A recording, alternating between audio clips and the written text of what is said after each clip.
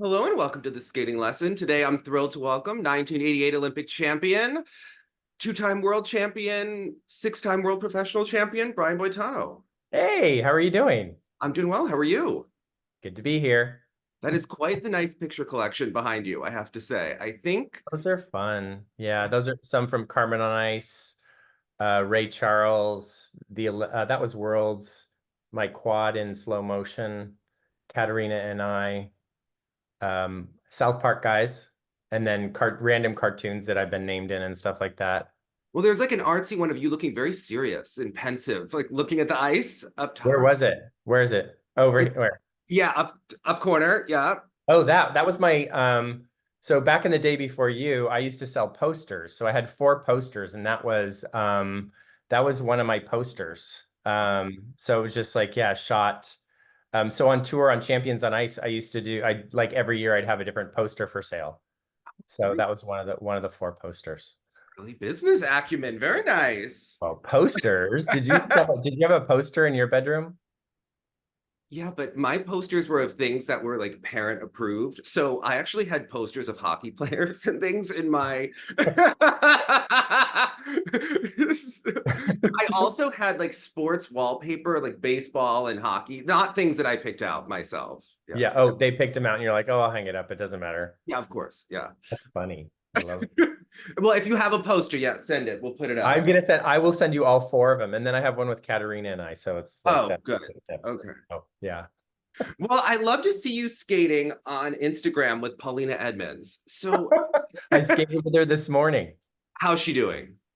I'm more of her videographer. Hey, I think that she should go back in competition because I really push her Yes. to be like, I'm like, you know, today I wanted her to try triple loop, triple toe because her triple toes were so good and her triple loop so good. I'm like, and I'm on her for doing a triple flip again. So she's been doing a lot of mental, like mentally, visualizing it and stuff like that on singles. And so I'm gonna get her to pull in on it Okay. one time the next month or something. But yeah, she's doing well. I mean, can you do like the spread eagle entrance into a Lutz with Paulina? Like, what can we work with? No, but she was doing Ina Bauer into double axel today. Okay, we like Yeah, this. we're pretty things. Yeah. I Yeah. keep nudging her. I'm like, that program really needs another triple in it. Okay. I saw her That do a much triple loop fun. about a week ago. She was great. She was in the Yeah. Ilya Mullinen show. She was fantastic. Yeah, she's been doing really well. She's fun to skate with. So that's really good. So, what do you work on at the rink? Because I'm always Stroking. interested. Yeah, but it looks like you take it seriously. You're motivated to go every day. So, what gets you up to motivated to go to the rink, and what do you work on? You know what? It all boils back to you can hear my dog drinking in the background. Sorry. But it all comes back to me falling in love with skating as a kid. I mean, I was 8 years old and my mom took me to the Eiscapades. I fell in love with the show. And I thought that day, it's like, I want to do this for the rest of my life. And I'm kind of disappointed that I'm not going to be able to do it for the rest of my life. But for me right now, I miss all the stuff that I was able to do. I miss the jumping because I was a jumper. But I still love the speed. I still love the edge quality, hearing the rip of that edge. And it's great workout. I've been trying to do run throughs. I tried to do a run through of a program that I used to do called Stand Up for Love, Michael Bolton. And it kicks your butt. It's like nothing. It's hard to explain, and other elite skaters will understand that. There's nothing like going through a program to get you in shape. It burns calories. I don't know what it is. It's like anaerobic, aerobic. It's like it's everything rolled into one, and it's so hard to do. I can bike up a mountain for an hour and a half on a power bar, and I don't feel the same as when I do a run through. So I'm trying to do that for exercise, really. And how long do you skate per day? I skate an hour, like I skate an hour twice a week, Okay. which I would like to do more. Mhm. And I'm actually starting to jump a little bit because I had a partial knee replacement almost 2 years ago. So that turned out well, and I'm just like slowly trying to get back into my repertoire jumps, but it just doesn't feel that great anymore. Well, I was researching you, and on Paulina's podcast, you talked about how you started rollerblading in your driveway, and I had to laugh because I used to jump in front of my TV set, like watching probably you on TV. So what was this rollerblading like? And, you know, how did your start in skating really kind of begin? Well, it was really okay. It was really not rollerblading. It was quads, like Sorry, roller rollers. skating. Yes.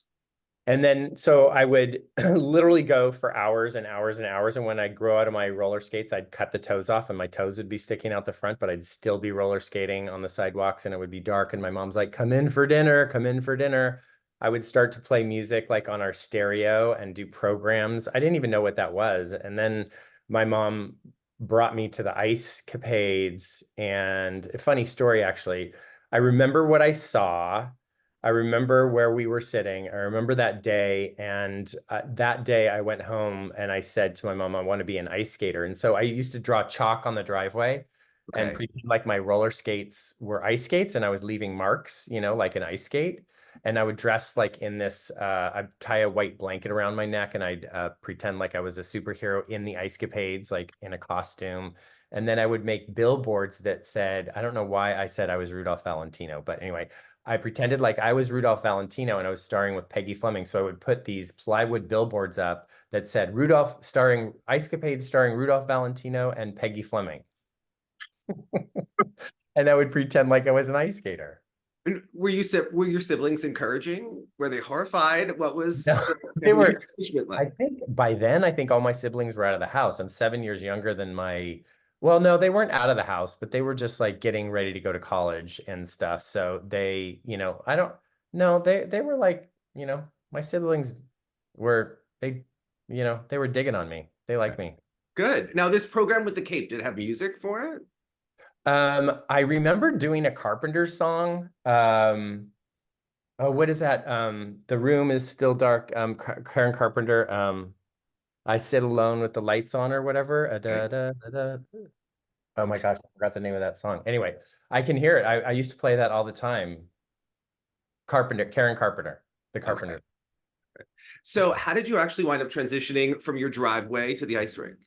Well, I begged my dad, who was a pro baseball player, that was coaching my baseball team, Mhm. and I didn't really like baseball. And I said to my dad, I'm like going to give up the baseball team and go. I'm going to be an ice skater. And so it took my dad a while to take me to the rink. And my dad, who like obviously you can imagine he was pretty athletic. The first day he took me to the ice rink, I just kept lapping him. He was like holding onto the rail with his ankles on the ice and you know this whole thing. And I was like, God, Dad's usually so athletic and he can't even do this. And I'm like, hey, I'm having a great time. And every time I'd go around and his ankles were killing him by the end. And he enrolled me in group lessons that day when we left. And how long were you in group lessons before you met Linda? Well, she taught my first group lesson the next week, number one. And then there were 6 group lessons total. And then so she passed me, and then I went to 2 the next week, went to 3 the next week, 4. And then in 5, Linda was the teacher of group 5, and we had to do forward crossovers and 2-foot spins. And she said that I tried so hard, I kept falling on my 2-foot spin. And she said, just take it easy, just go a little slower and stand up on the 2-foot spin and I'll pass you. So I did that and I passed to 6 the next week and that was the last one. And she went over and asked my mom and dad if she could teach me private lessons after I finished with the group classes and they said yes. So, and I remember that very first lesson with her too. Okay. Now, Yeah. obviously, you liked Linda a lot as you're still working with her through this day. So what do you think her strength is as a coach? Whew. Well, I think the biggest strength was that she's competed at a high level. You know, she was at the national level, and her coach got sick late into her career, so she had to figure out how to pretty much do everything on her own. And she would have phone calls with her coach. She stayed in Lakewood Winter Club in Washington. So she would try to figure out with her coach over the phone, like what exactly was wrong and how to correct it. So she had a way of sort of dissecting everything and then putting it back into place. So yeah, I think that that was really a huge benefit for her. Okay. Now, you progressed pretty quickly in skating. So when do you think it really started to click for you? like the improvement, the bug? Like when did you get bitten by that this is what you wanted to do? Well, I remember thinking at a very young age, right when I was like just beginning, I was like, I'm going to be a world champion someday. It was just like, kids, their dreams are really reality to them. They're like just going to be that, there's never a doubt. And so I knew when I got on the ice, like right away, that I was super serious about it and that I wanted to do it at a really high level. I mean, I don't know if I even knew what that was, world champion or whatever. But I certainly wanted to be the best at some point. Well, today you're really known for your technique. And even when I took from Galina Zmijavskaya, she would talk about your technique like it was from God. So I have to ask, like, how did that develop? Was it something you paid attention to? Is it natural and then you added on? Like, how did that kind of come about? I think for me, it was a combination of Linda helping me but ultimately the skater's responsible for themselves in what works for them. So she can direct me in a way, but she's like, as far as what you think on a regular basis, especially when you're under pressure and the things that you think of when you're practicing and what work, that's up to you.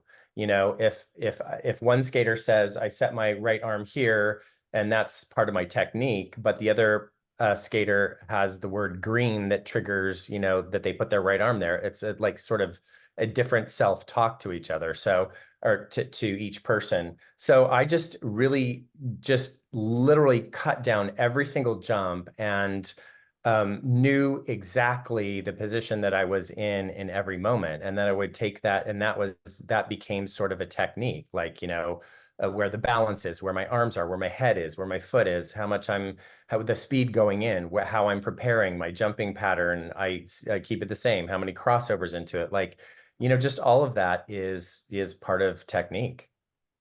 How, I guess, how early on did you develop that? I think I heard once that you talked about the ice skating rink being a grid, and I thought that was really fascinating. Yeah. The way that you, yeah. Yeah, I think I developed my technique for a long time until I had a growing spurt. So I went up the ranks really quickly, and I was good at a young age, and I was good. And then 14, when I won national junior, I had a growth spurt of 4 inches in 1 year, and I had a really tough year. Getting new, like even maintaining the jumps that I had. I was doing triple Lutz, but I was having a hard time maintaining it and actually getting like a triple flip. So I had to kind of wait for that growth spurt to go over. But after that growth spurt, when I was 15, 16, I think I started breaking down things. And so I broke those down before I started actually doing triple axels. So yeah, and when it came time to do triple axels, I had already broken down all the other triple jumps so that I had a technique and I had an idea of what to do on each one. And then triple axel it was a long haul for me to get that consistent. So all my axles took a long time. Single axle, double axle, triple axle. It seems like a long time, but I don't know how long it took. Was there an easiest jump for you compared to the others?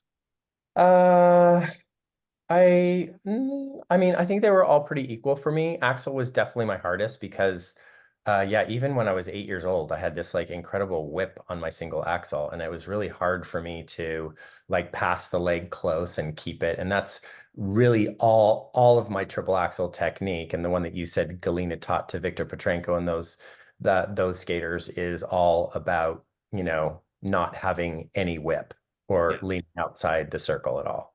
yeah, for sure. Now you worked with a lot of different coaches, so I was curious what you learned from each person. You said that you worked with John Nix, and I know he's big on stroking. What did he, add Oh to you? man, he taught me my back crossovers. He had me, I went there for a summer, and yeah, it was well, so first of all, it was really smart of Linda to send me away to different top coaches during the summer, because she was like, he's going to learn, a lot from those people. So she would always do that every summer. So one of the summers One was John. second. I think that But that's really impressive that she did that, especially in yeah, figure skating where everybody is so nervous that their kid is gonna leave them if they even look at someone else. So I think that yeah. that really shows a lot of strong character for Linda that she And had. confidence, right? Yeah. And the fact is that I went away learning things from other people and coming back and going and going like, Linda knows a lot. Mhm. Linda knows a lot. You know, and so I would compare her, or not her, I wouldn't compare them. I would take what, you know, what they taught me, but I would go back on feeling very confident in my choice to always stay with Linda. And coaches tried to steal me all the time. So it wasn't Who like tried to steal you first? Like who tried to steal you? Car Carlo Fossi. Well, that's so funny because I sent you that 88 footage of nationals and Yeah. they're talking to you during the practice, like even right before the right. Yeah, I were you loved Carlo and Krista. They were great. I mean, he wasn't aggressively trying. He was like, you know, he knew that I was coming there with Linda for a summer and he called me at home to just see if I wanted lessons from him. And I was like, no, I'm okay. You know, it was like, I don't know how old I was. I must have been 16 or something. I didn't even know what was happening. But yeah, but I love them. And he and Krista were actually really, really big supporters of me as I was going up the ranks. In fact, I think that Carlo was really helped Linda. And you talked about technique. There was one point that he actually gave a technique note to Linda to give to me.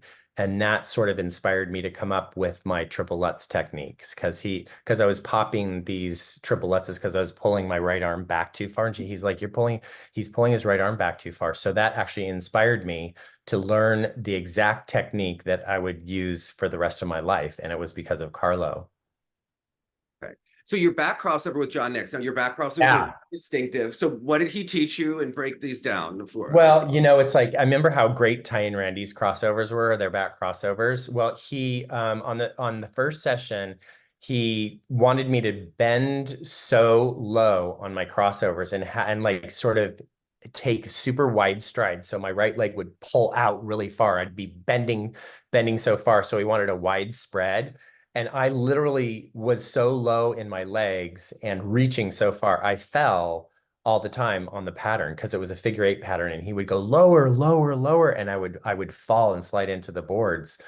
But I think it was one of the best things that I ever did because ultimately I kept trying to go lower and lower. And even now, when I do like those crossovers in the rink, I think of getting as low as I can and reaching as far as I can. It's almost like the first day that John Nix taught me those. But um, I was really appreciative to John Nix because the stride of your back crossover says so much about a skater. And it also can help you so much because if you can get more coverage in one stride, you're going to save a lot of energy. And I got to the point where I could make it, you know, halfway across the rink in, you know, one or two strides. So it was, you know, it was a really great tool for me that I learned from him.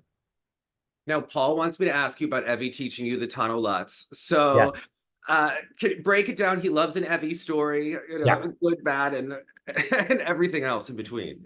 Well, I did. Okay, so the first Tano stuff that I did was in the short program in like 1982. Like so when I was competing against you know like when was where was I in 1982? I can't remember. I don't know. Fourth? I don't know. Anyway, so I would do in my short program one arm or two arms over my head to increase value or, you know, difficulty, which I don't know if in those days you never got credit, but so I started doing it on my triple Lutz in 1982.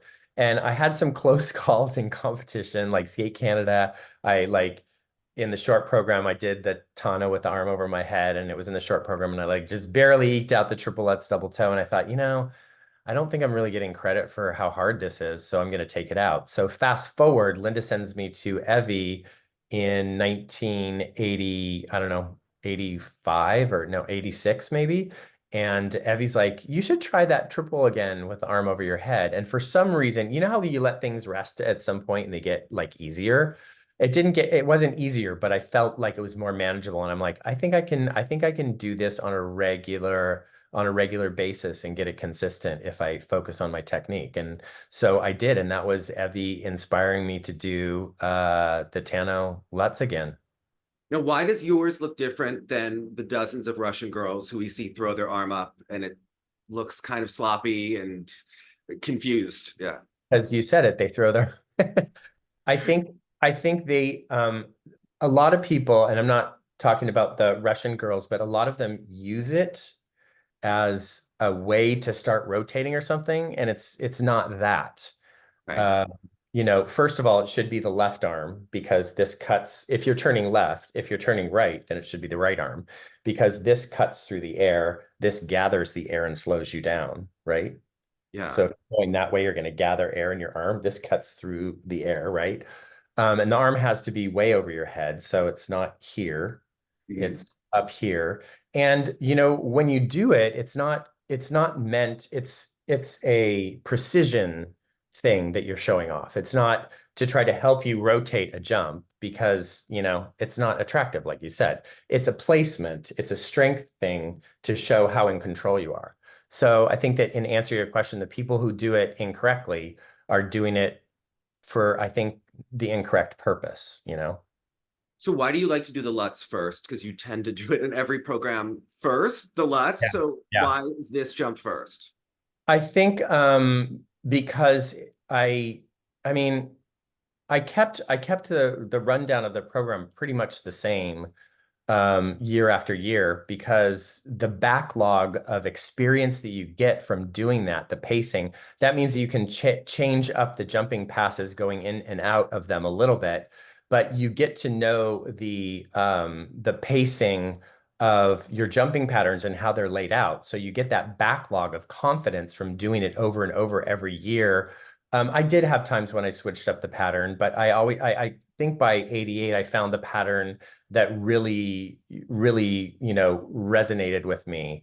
And I think the triplets had become super, super consistent and I really never missed it. So, it was a really kind of a no-brainer to have that as like a little warm-up thing and then to do the triple axel second. And so, I don't know, it was a pattern that I felt really comfortable with.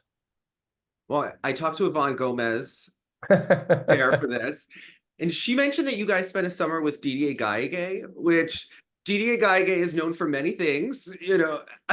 What was he known for in terms of skating technique that he added to your skating? He had the guy that was doing such really good compulsory figures. Okay. So we really went there to do compulsory figures, although he did have me doing quad lutzes on practices. I was doing quad toe loops at that time, thinking that I would need that to win the Olympics in 1988. So I was doing that in that summer, but he also had me trying quad lutzes. And I got to tell you, that was the hardest falls I have ever taken in my life. I'm like, I don't ever want to experience that again. But he his name was Fernand Fedronique, and he had really, really great figures. So Linda wanted me to get another. My weakness was in skating and I spent most of my time doing compulsory figures because I performed free skating really well under pressure. I didn't perform as well my figures under pressure, and I really wanted to get to a point that I performed those as well as I did free skating under pressure. So she sent me to DDA for one summer. Okay. You didn't go to Carlo for figures ever of all? No, I didn't. I didn't. Was Carlo really known for figures? I mean, Well, or the politics of them, either or, I know right? the politics. Yeah, no, the politics. Yeah. But I said, Carlo was kind of on my side. Like if Linda would go to Carlo and say, because Carlo had no competitors against me. I mean, Angelo D'Agostino, but like it wasn't like a real, head-to-head competitor. Carlo, I feel like Carlo would have represented for me if Linda would asked him. And I'm sure that there were probably times that Carlo did stand up for me. Um, I feel confident about that. So I didn't really need to do that for political reasons. Now you're from the Pacific Northwest. Did you have idols in that area growing up, or were there people on Central Pacific. Central? Sorry, okay. Who were your idols in the area growing up and on In the TV? area. Um, well, my idol was Terry Kubica, Okay. who was taught by Evie Scottvold. I mean, he was so far ahead of his time. I couldn't believe like in 1976 he was doing all the triples except axel, and he was so consistent, so on. He was like the person who I wanted to be. And also the reason the backflips are illegal in competition because of the 76 Olympics, right? Did you try backflip ever? No, I never did because everybody was doing them then. And I'm like, okay, the best thing I can do is not do it to separate myself from, everybody that was doing it at the time that when we turned professional and had our careers and stuff like that. But I think I loved Linda Fradiani. She Mhm. was crazy good. Like when I was 13 and she was at Pacific Coast, she's like open, triple toe, triple sow, boom, boom. I was like, no women were doing that at that time. I really, really looked up to her. I always really liked, even though he was my competitor, Robert Wagenhofer was just such an amazing skater. I am so glad that he didn't really ever want to work hard. It would have been very bad for me, I think. Now, did you have your work ethic from a really young age? Was that something instilled in you? Is it natural? How did that kind of come about? Yeah, I was always the first one on and the last one off. Mhm. And Linda had to like pull me off, like, you've done enough, you've done enough. She was always like sort of the person who I was harder on myself than she was. I didn't need a coach that was going to be, get out there. And, it's like I wasn't that. I was like a calm, it was serious. It was very important to me. So I was harder on myself. So my work ethic was really strong from a very early age. I mean, work ethic also comes from loving what you do, right? So, I mean, I think that for me was number one. Now, what was your run through strategy like? Because I know Tara Lipinski did like 3 longs a day before the Olympics in '98. What was kind of your set, routine? One chance a day, pretend it's Okay. the Olympics every day, and Okay. create stress for yourself during the practice so that you feel like you can handle it. But Okay. pretending getting only one chance per day was really key. And I was nervous every day for my run throughs, but it really helped me with my, nerves. It's like, I do this every day, I do this every day, I can do it here. You know what I mean? So you don't get multiple run throughs. I would do sections then after. So if I had a clean program like during the run through, or if I made a mistake, I'd do that section, but then I'd like do other sections. I do all those sections after the program so that I can, just work on quality. How did you simulate the pressure of figures? Like, would you have one that counted Really as hard for me. It was really, and that's part of the thing with Didier Gay. He did these early morning competitions in Majev that we would like all warm up like we were in. Did you ever go to a figure competition? Did you ever see compulsory figures? I've only seen the one on the black ice that Debbie Thomas did. Oh my God. If you would go into a rink, the pressure, the amount of stress in there, and it's pitch quiet, and like the judges are lined up, not smiling, just staring at you, and you're on clean ice and your legs are shaking. And it was to replicate that pressure it was really hard to do.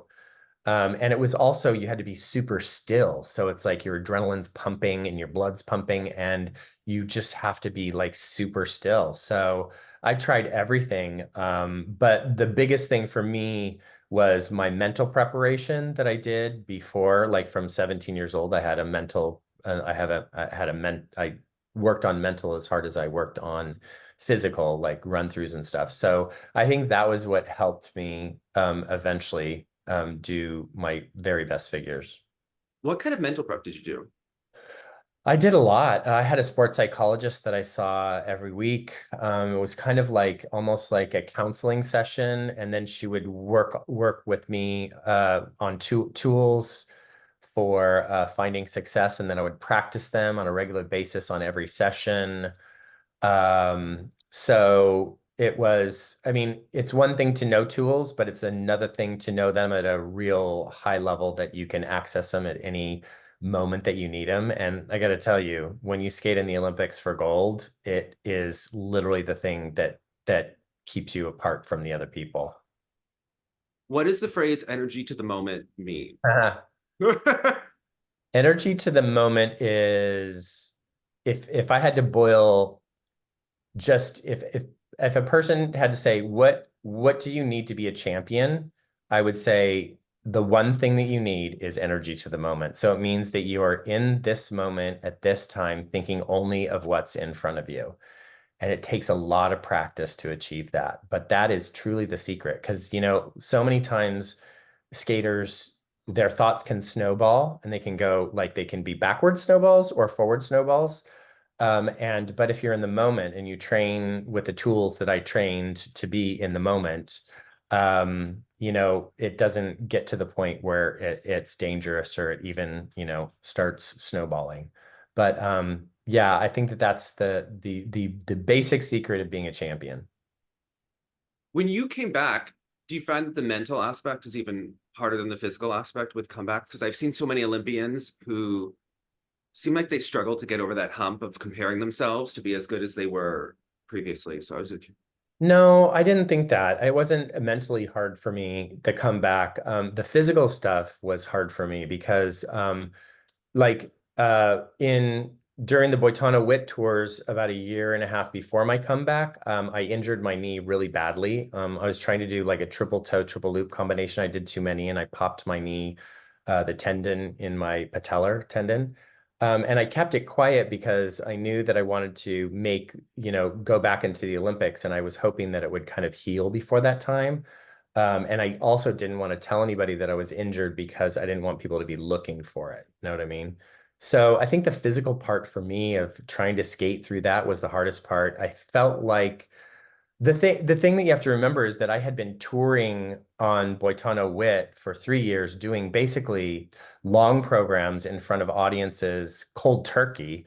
Like I didn't have any warm up, and I would go out there and do carousel waltz with triple, triple, triple axel, everything. So I had a lot, even like more confidence at that point because I was like, wow, I do this whether I'm tired, you know, whatever, in lights, in call different coliseums, different ice. So I felt like I had that under, you know, under control. So it was like, so that aspect was good. It was just the physical thing for me.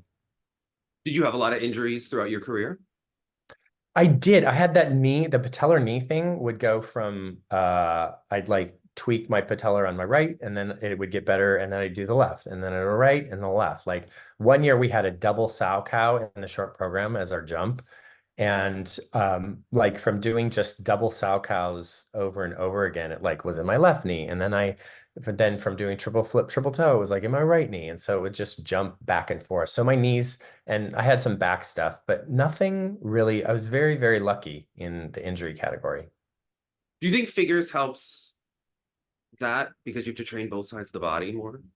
I think figures helps that because it's an extensive warm up before you skate. So it's like an hour of figures and you're sweating, you know, because it is like when you're doing back loops, you're actually like twisting, bending. It is the most complete warm up that you can have before you get ready to jump, you know? So I think that that was what the most of the benefit. But you're right. It's also a strength, a stability, a core thing.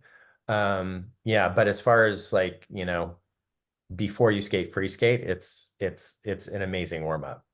I do like for the mental part because I'm an anxious person, it kind of like calms that down before I start skating and Yeah, do you do that sometimes? yeah, You do figures? yeah. Yeah, no, you get in this zen. I mean, like when you're doing figures and you're just in that zen, it is a really great, it's honestly energy to the moment. It's like you're just like doing this, you're not worrying about what's coming ahead or behind. You're just like on the circle and, you know, you're just doing your thing. You're looking for lineups, you're paying attention to clean turns, all that kind of stuff.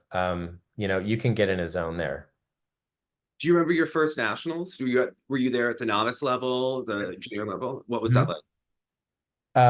It was good. It was 1977 and it was in Connecticut.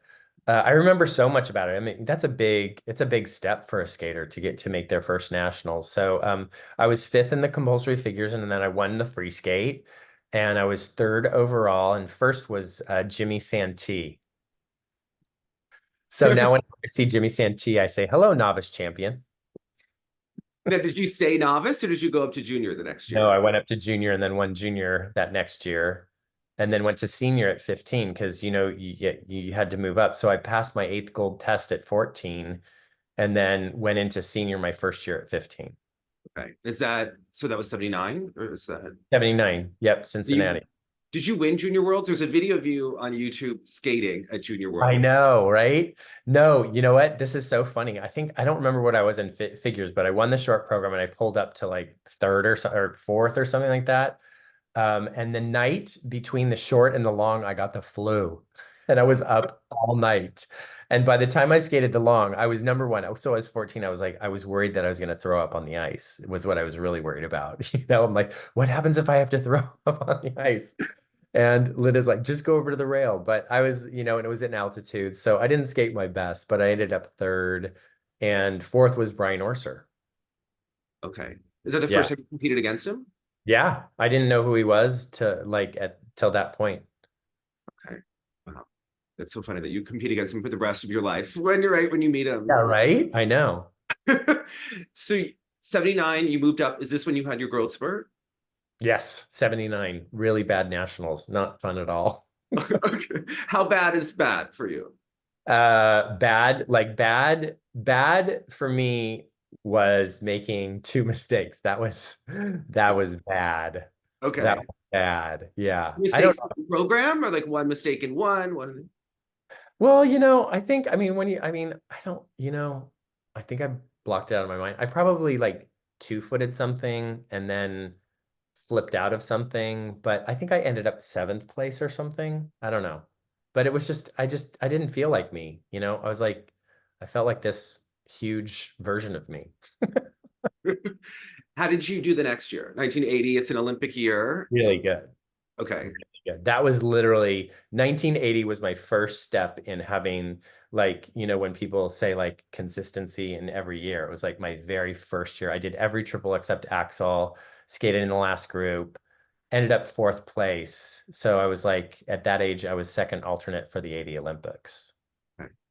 Yeah. And what was it like watching the 80 Olympics? It's, the last Olympics before you went, and you're in the mix at this point, and it was a very dramatic Olympics. So Yeah. what was that like? I was just waiting for two people to get sick so I could go. No, I wasn't. I didn't really want to go at that point. I was like, it's just good to watch my idols up there. That was pretty cool watching that Olympics. I mean, I was competing competing in the same group as Charlie Tickner and Scott Hamilton and David Santee and all those guys. It's like, I was like, wow, I'm in this mix. How is that happening? Were you intimidated by that, or really? No. Okay. Mm-mm. How No. did you work your mind so that you weren't intimidated being with those Well, I people? think it helped that I was doing more technically than they were. Okay. I mean, that helped. So I knew that at least technically I was on the right track. I feel like, Linda always had this idea of technical comes first, and then it's filled in with artistic and creative as you get older, and you can manage to juggle it with the technical side, but you have to have the technical side down first. So when did you finally put the triple axel in? I did. In 1982. Okay. Yeah, 1982. In 1982, Indianapolis, I skated lights out and didn't make the world team, and that almost crushed me. I was the first one to do all the triples in a national championship. And then the next year in Worlds, when I made Worlds, I was the first one to do all the triples in a world championship. So when you didn't make it in 82, you said it almost crushed you. Kind Crushed of me. talk through how you overcame it, what you were thinking. I don't know if I did overcome it. It was really hard. It was really, really hard. It was hard because, I skated so well and, did everything that I should. And I skated great in the short. It was, I did a clean short. The only mistake that I made in the whole competition was that I didn't skate there were three compulsory figures, and I was like in third or fourth place until the third compulsory figure. And I didn't skate a good compulsory figure. So I think I placed seventh on that, and it dropped me like into fifth, which made it really hard to get in the top three. And I skated really well in the short, and like a perfect long is my first standing ovation of my career. And I just thought, wow, that means that I literally, to make it where I want to go, I can't make any mistakes. I mean, like I made a little mistake on a compulsory figure, dropped me down, and I didn't make the world team for that reason. It kind of made me go like, this is really unforgiving. It's really unforgiving, this sport. And so I think that I started stacking my plates on top of each other, knowing ultimately that I needed to learn how to not make any mistakes. So what did you work on between that and the next year to get yourself confident enough to not make mistakes? Well, um, it was always focusing on the compulsory figures for Mhm. me. So I spent 4 hours a day on compulsory figures, 4+ hours a day. And at that point, the free skating was pretty good, and I was consistent. So I was only doing like an hour and a half of free skating a day. And so, yeah, so it was really focused on how do I get my figures better under pressure? And what kind of off ice were you doing at that time?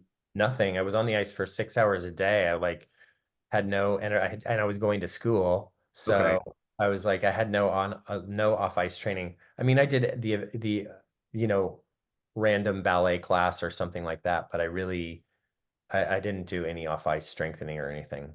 When did you start biking? Because one time the commentator said that you biked 20 miles a day while you were practicing. I was like, wow. Yeah. No, I biked on the weekends or when I Okay. was, I biked. I did bike, yeah. But I would go outdoors. It wasn't like, as cross training, but I would bike. Maybe it was. I don't know. Maybe did bike as cross training. But anyway, I did bike and I still bike to this day. But it wasn't like it could help me through, my long program. I mean, biking and skating are so different. It's like, apples and oranges. So So when you went to your first worlds, you did all the triples. What was that experience like for you? wow, amazing. Okay. Amazing. Yeah, it was I don't I mean I could have not skated that long program better.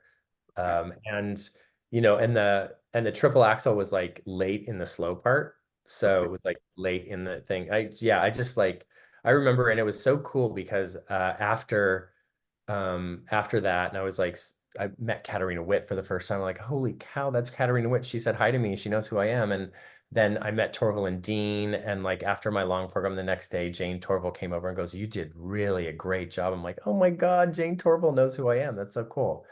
So it was kind of like it's your first worlds. You're like starstruck with everyone, but you're also in the mix. So I ended up seventh.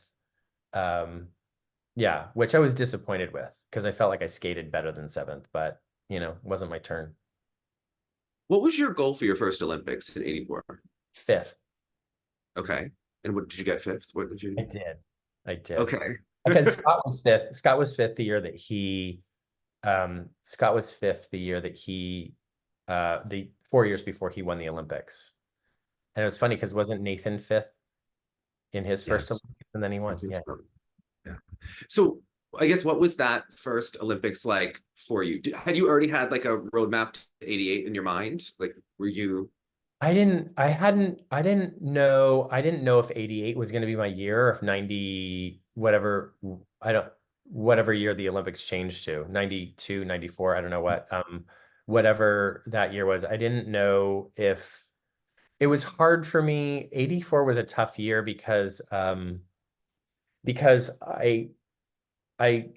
was a little bit disappointed with that year. And I felt like I was kind of on the verge of kind of going like, I don't know if this is going to happen. That what I talked about, that childhood dream about like one day I'm going to be a world champion. Well, when you get to be that age and that to that level, you're like, I mean, how many people does that happen for? Mhm. Is it going to be me? And if it's not going to be me, um, you know, what should I keep doing this? Am I gonna like, can I see myself progressing to a point that I see getting to be the best I can be, or is this it? You know? So 84 was kind of a turnover year. And I didn't really it was maybe 1% or 2% or 10%, but I was like, maybe I don't go on. Maybe this is it for me. And I need to focus on plan B. What was plan B going to be? Plan B was going to be like go back to school and find something else that I wanted to do. Um, but I also had a revelation later in that year before I went to go see Evie and Mary that I was like, I had this revelation of, I started breaking it down. Yes, I would love to have a professional career if I became an Olympic champion whenever I would, and that would be the icing on the cake. And that's what, not only for the medals that but for the shows that you go on to and the career that you have. That was what I was like holding as the carrot above my head. And I had this realization that I really liked the process. I was like, I really like going in. I like my friends at the rink. I like going in, challenging myself every day. So, you know what? Just enjoy the process of trying to be a better skater, trying to be better every year, trying to challenge yourself, pretending like every day is the Olympics and how you perform under pressure. So just enjoy that and work on being the best you can be. And if things fall into place and you get the icing on the cake, then it's icing on the cake. And then if they don't fall into place, you've enjoyed the process and then you can go on to plan B. Did you enjoy those Olympics? Like, was it a relatively low stress Olympics for you, or were you still pretty stressed? It was it was still pretty stressful. Because I was so serious. It wasn't like you hear Tara Lipinski talk about, and she's like, I just really went around and I'm like, no, that wasn't like me at all. I was like, it was fun and it was exciting. Yeah. And you're like, wow, I'm at the Olympics. I'm like, wow, that's pretty cool. I'm 20 years old. I'm at the Olympics. This is really cool. Um, yeah, but there were it was kind of mixed bag. It was amazing, but I also felt like I had a lot of growing to do after that. Did you watch like Scott and how he handled the pressure, or Oh yeah. what do Oh, you remember? yeah, he was a mentor for me in that way. Okay. Yeah, he was yeah. Yeah, I remember talking to him a lot and I mean not only a mentor for like handling pressure, but dealing with press, dealing with people, being nice, doing like just being I mean, he was a great role model for being a champion. Mhm. Now, did you set your sights immediately on becoming US champion once he retired? Or you talked about how you had that moment where you didn't know if you were going to keep going. So I guess what Well, part of that was Scott said that he might stay in another year. And so, oh, yeah, and I was like, oh, is right. Yeah, I was like, oh, okay. Um, well, okay, how does that throw off my timetable, if he stays in another year? Politically, I don't, I would have to try to beat him, but I don't know if I can, that whole thing. So that was part of what was in the mix. So, but then in answer to your question, when he did retire, um, I did, of course, yeah, of course I wanted to be. I'm like, of course I wanted to be national champion. That was in my sights. Yeah. That's the year that I went to Evie and Mary, and then I was national champion that year. what was it like actually becoming national champion for the first time? Pretty amazing because it's a huge, it's a huge check mark in in your career, right? To become national champion. Um, but I did feel like I was finally kind of, I mean, it was like the best my triple axels had been under pressure. And so I felt like that was under my belt. My compulsory figures were getting better under pressure, but still not to the point that I wanted them to be. So I felt like I had a lot of work to be done, but I felt like I was on the right track finally. So things were falling into place. No, I have to ask, in your programs, it would be very serious for like 3 minutes. And then you would kind of have a random boogieing section that would take place. What was the strategy behind this? Yeah. It wasn't strategy. It was like kind of it was Robin Cousins. Okay. I think, it's like, how the fashion of skaters with Joseph Sabovchik was like the big bell-bottom pants and stuff like that. It was like Robin Cousins was doing this end section that was a total boogie.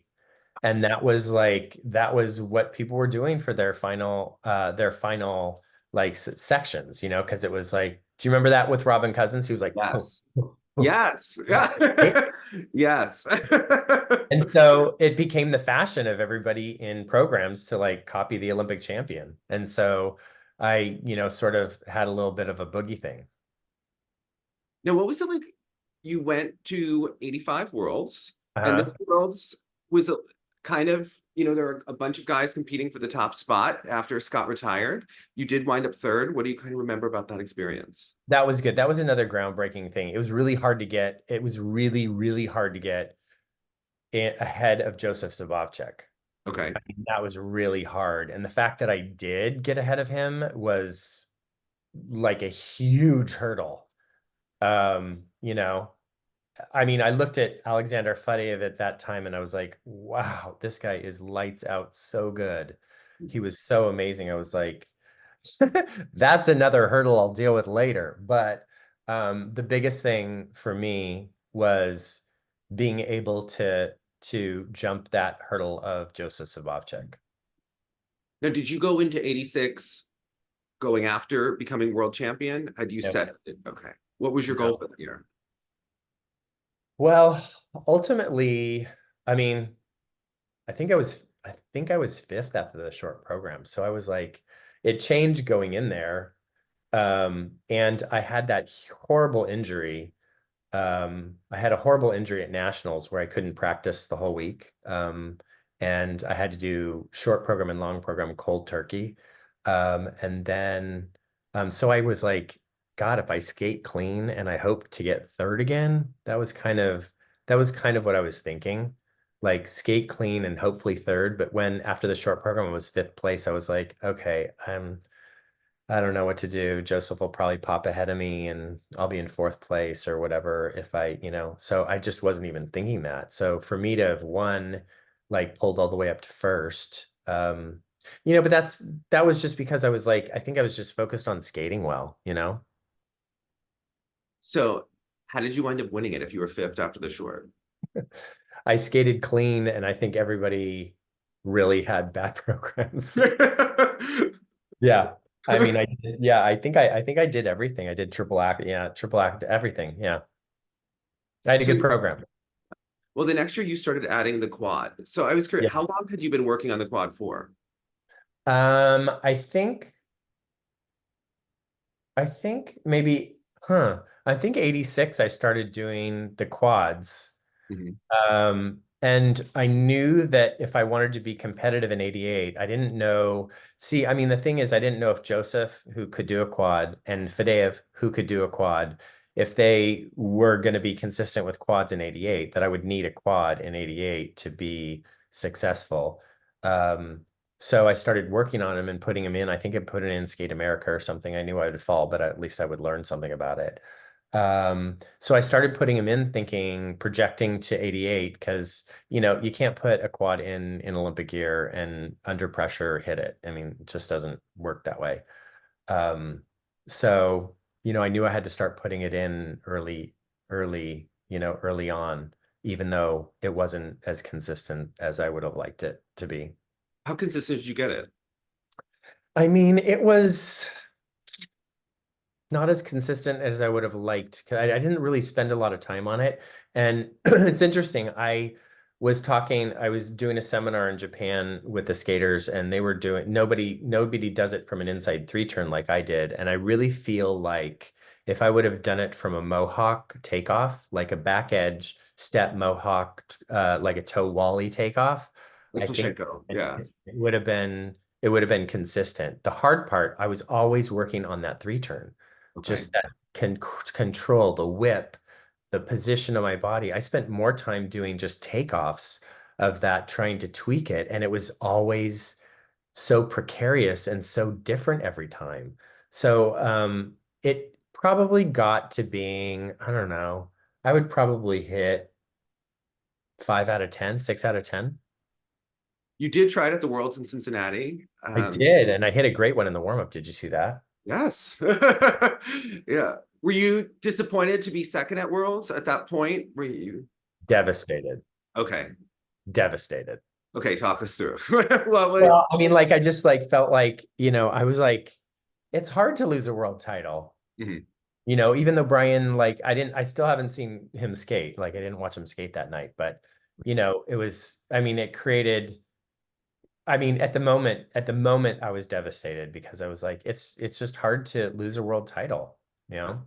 Maybe devastated is the wrong word because I kept going, but it also made me regroup, you know? And I think if I would have won the world championships in 87, I don't think I would have won in 88. Well, you did change your style, and Dick Button had kind of been critical of your style throughout, you know, the Yeah. years you were winning. So Yeah. did you talk to him about your skating? Was he someone that you would consult? No. Okay.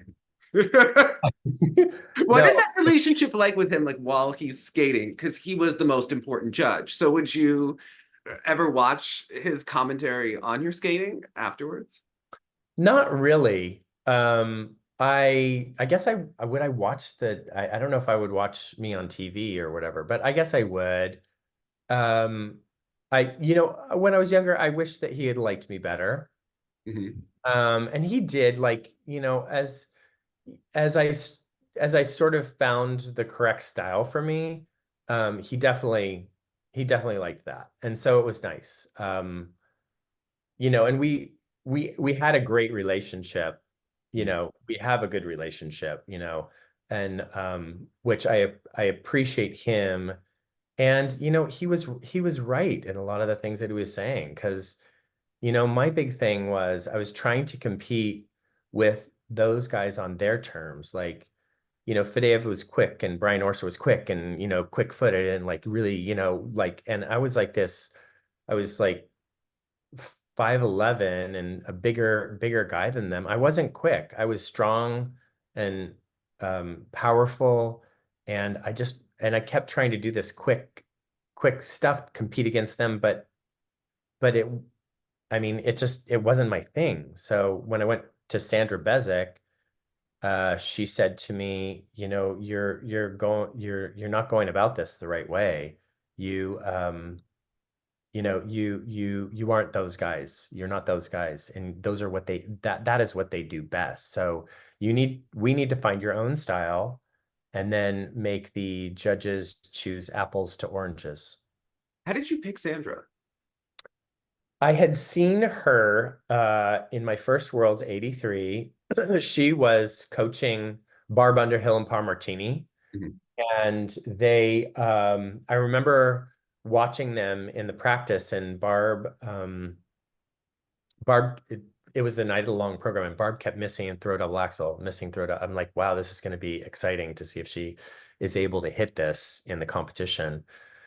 So I watched the competition. She not only hit the double axel, it was just so, I mean, magical. It was like what Sandra had done for just pair skating that night was, her head spotting on the lifts and her entries and exits into the spins and just entries and exits into lifts.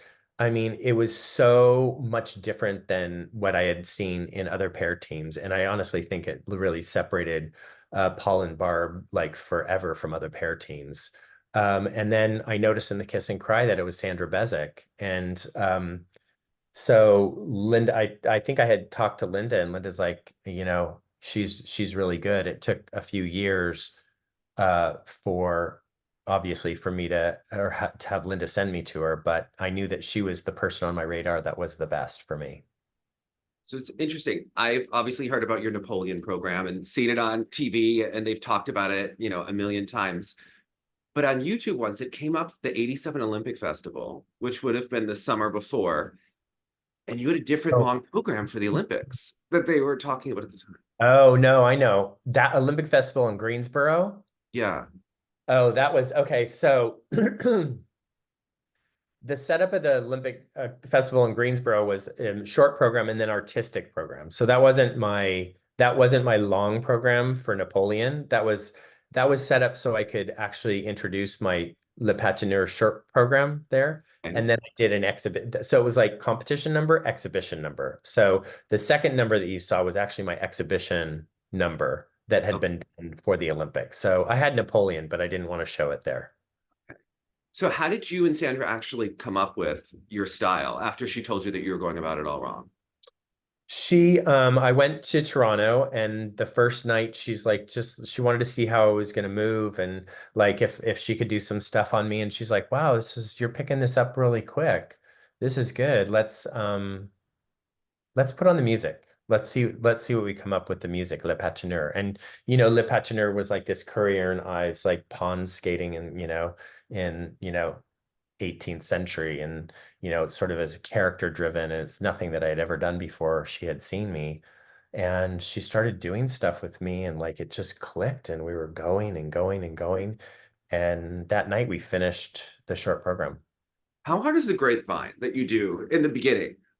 It's not hard. And I mean, like other grapevines, it gets really intricate and complicated. But we just wanted to, it was like a salute to the grapevine. And we wanted to like sort of like refer in the choreography to the grapevine. But she had so many brilliant things that she came up with that on. That was where I wiped the ice off my blade and I threw it in the air and stuff like that. It was like it was just a magical night. And we were like, it was like late at night, and we were just choreographing because that's the only time that she could get ice. So it was like, I was like finished it, and I'm like, this is really good. And then when you had your Olympic program set with her, did that change your confidence going into the year? Like, did you see the world differently? Like, once you had such different programs compared to what you had done previously?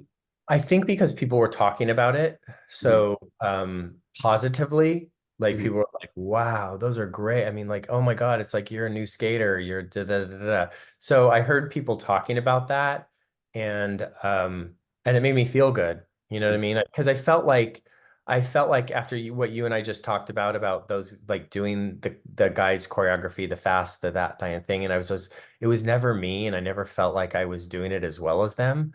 I felt like this style of skating I was doing as well as any other skater could, you know what I mean? So that made me feel very confident. Mhm. We'll talk through the Olympic year because you actually went against Brian Arthur at Skate Canada that year, and Yes. you didn't win it. So how did that change your mindset? But I think it's interesting that you did face him early, because sometimes when you avoid a situation or a problem, it becomes bigger in your mind. So you Yeah. kind of had that test run. What was that like for you? Well, I wanted to skate on the ice that we would skate on in the Olympics, and that's why I did that. And it was like,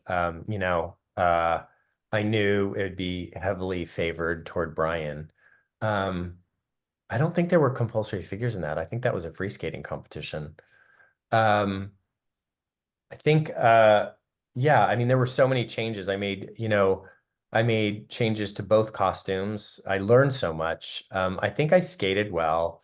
Uh, I can't remember. I think that Linda felt like I should have won that competition, and I think a lot of people thought that, but I honestly can't remember because I didn't see Brian skate.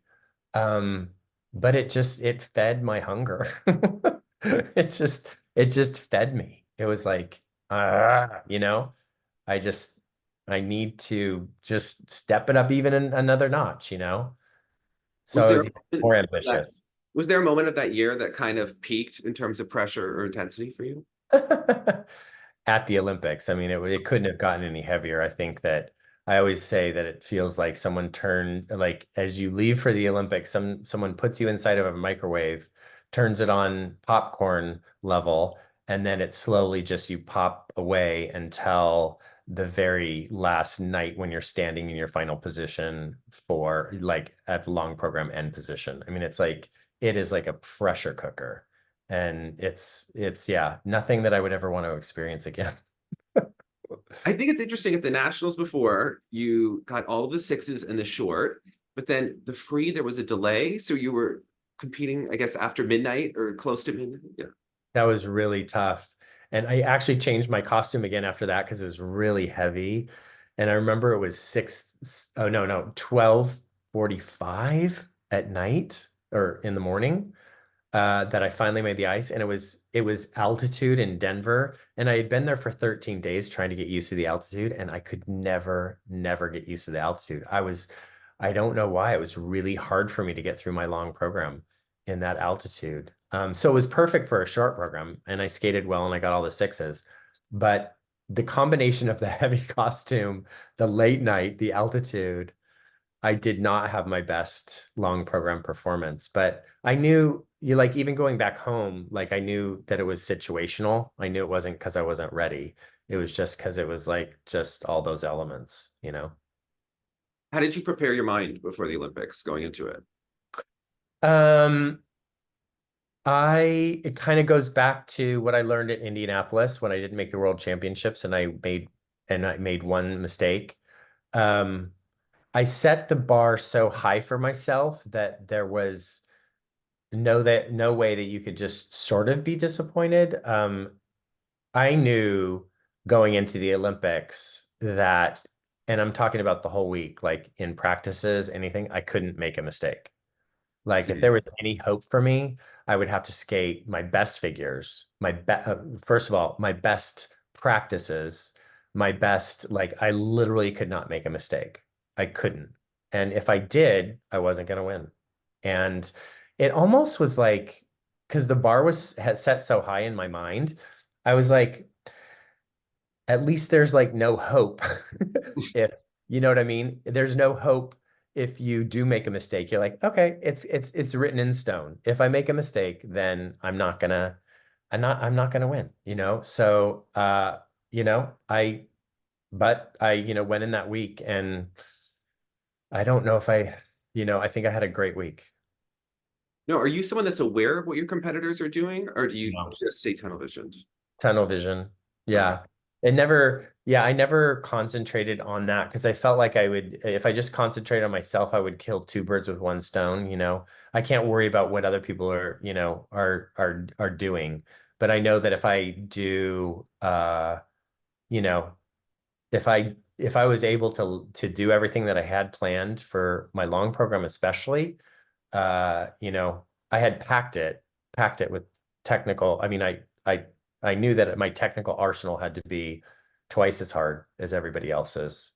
And so I knew that if I could skate clean, that I nobody had planned the stuff that I did. So I knew it should speak for itself. Were you on the same practices as Brian Orser, or were you on different practices? Okay. Different practices, yeah. Makes sense. So what is it like skating the figures in the Olympics when you actually have a gold medal on the line? Very nerve-wracking. I'm glad I put in all that. I'm glad I put in all that time of mental training, but still.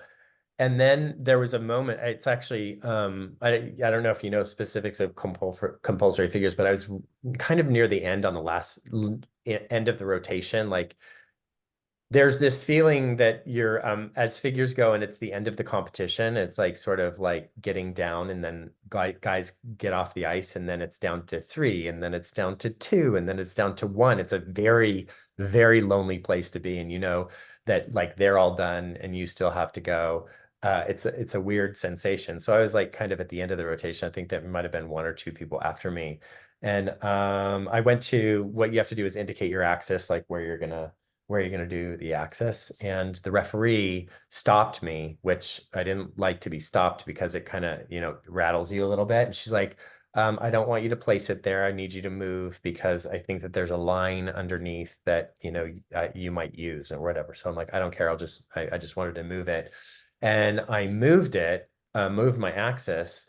And I went on to like skate probably the best figure of my life, the back loop. In fact, so much that Linda actually went on the ice and took pictures of it. I just saw those the other day, interestingly enough. But Do you yeah, remember doing the it? best figure. Huh? Do you remember doing it? Like, I do. Oh, every moment. Every moment. Yeah.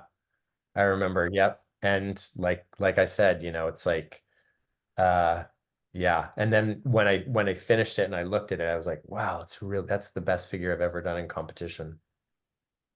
how confident were you after that going into the short and the long? Confident? Ugh. I mean, I was confident in my ability. Hmm. I wasn't confident that I was gonna end the winner. Hmm. Um, but I think at that point it was just like keeping energy to the moment and Hmm. keeping focusing on you know, the short program. I mean, there were a lot of other things on my mind. Then I was already, so there were 3 different rinks that we competed in. Compulsories was in one rink, short program was in another rink, and long program was in a third rink. So, and we got no practice on the short program ice until the night before. It's in the Stampede Corral. The boards were this high, so you're feeling like you're skating in a pit. The ice is different than what it was in the Saddle Dome. So you're like, okay, I'm getting used to the ice. I'm getting used to the atmosphere. There were a lot, you know, a lot of things happening on your mind.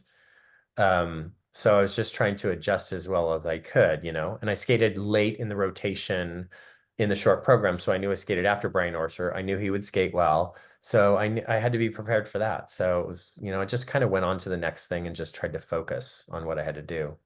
No, not winning the short program, did that make you more anxious for the free? Does it take pressure off? What were you thinking? Um, I think I knew that it was going to boil down to the long Mhm. anyway. So I knew all I wanted to do was get through the short without anything happening, you Okay. know. So I didn't want to leave my best skate out there on a short. Um, I wanted to save the best skate for the long because I knew most likely it was going to come down to that with us. So your actual performance at the Olympics was exactly how you had envisioned it? I know I heard that you said it was Yeah. like an average skate for you. Yeah. It was a usual practice skate for me. It Okay. wasn't, but it was, you know, I had visualized that moment for so many years. And I had visualized ever since I got the program, I had visualized that every night, like how I did. And so it literally was unfolding as I was doing it, exactly how I'd imagined it. And kind of surreal. There were moments of surreal. I mean, that 4.5 minutes was like things happened during that were like, wow, that was I got a lot of help from some, you know what I mean? Where did you get help during that program? Like what was off? I No, I mean, I would no, nothing was off. It was just everything was like clockwork. I mean, Okay. like I was thinking, I was not nervous. I was just in the moment. Uh I remember at one point after the first triple flip, like I did like open triple Lutz, triple axel, triple toe, triple flip. And I remember thinking, oh my God, I am so on. I am so on. And I was like, and I said to myself, just shut up and pay attention to the rest of the program. And so I did. I was like going like, wow, oh my God, this is great. Shut up. Just keep focusing on what you need to do. So just like little moments like that unfolded. Like when I did the triple flip, triple toe, I remember a big chunk of ice. If you watch the video again, there's a big, when I tapped in for the flip, this big chunk of ice like flew away. So it was like this thing, but it almost felt like an explode, like a rocket. Like my toe, it's like it exploded, and when I was doing it, it felt like this rocket was shooting me up in the air. It was like I don't know. There's these weird things that happened that I was like, wow, this is so cool, you know? So Jenny and I judged the 88 Olympics. The Olympic Channel has a video of everybody up. So on a New Year's, we watched it with all of our live viewers and judged it. And Jenny absolutely loves your march at the end of the program, the footwork that you do. And we must have rewatched it a million times, but like That's you were living. Yes. yeah. At that program, like what was going through your mind? It's just like coming out of you, like at this point. Huh? Sandra gave me a note, my final note before I got on the ice. She said, what was it? She like I didn't like talking backstage to anyone, like to like my coach, nothing. So she just said, Sandra said, go out and show him your soul, and don't forget on the last march to be very proud. Hey. So in the middle of that march, I'm like, oh no, be proud. And so I'm like, you know, doing my march with this pride. Yeah. I think it's really good that you went to the Olympics after winning gold, which so many people don't do now. There's almost this fear, I guess, that you would tarnish the win or you're too busy afterwards. What made you want to go to that World Championships? Because I felt like I wanted another world title. Okay. And honestly, I mean, after all that I was going through and the fact that, you know, that I guess I didn't really care what happened because it was like I became an Olympic champion. I'm flying high. Let's just fly high through Budapest. You know what I mean? And that's why I decided to put the quad back in too, because I was like, what do I have to lose? I might as well try it. I don't know. I just was so, I don't know, satisfied is a good word, satisfied with where I was and like being the Olympic champion. I think it's interesting because, obviously I grew up watching Tara and Michelle, but after the Olympics, they never competed against each other again. You Yeah. and Ryan competed against each other at the World Pro and all of Dick Button's events for Yeah. years. What was that like? How motivating was it to do those competitions after winning? Those were so much pressure. It was way more pressure than amateur worlds. Way more. Way Really? more. Because Okay, it's why? all the cream of the crop of the skaters that have come before you. It's all Olympic champions and Olympic silver medalists. And I mean, the buildings were packed with 20,000 people, really, really knowledgeable. The nights were long. The expectation was high. For me, I insisted on doing like long programs with everything that I did as an amateur because I felt like I could do, I wanted to do it because I felt like when I won the Olympic gold medal, I felt like I was just becoming the skater that I wanted to be as a whole. And it wasn't like I wanted to compete more. But I knew that I needed to take advantage of the touring and the TV show opportunities, everything that was offered to me. But I still wanted to compete. So I fulfilled that need in myself in the world professionals. Now, my mom was obsessed with your tights look growing up. She really Yeah. liked to study your legs. Yeah. So, how did that come about? Um, Judges always used to tell me that I needed to lose weight because of my muscle mass. So it's like so I'm taller than everybody, I'm bigger than everybody. And even when I was rail thin, some judges would still come up and tell me that I needed to lose weight. And I was like, the more loose my pants were, I think the more they couldn't really see that there was definition in my legs, that they were muscular, not heavy.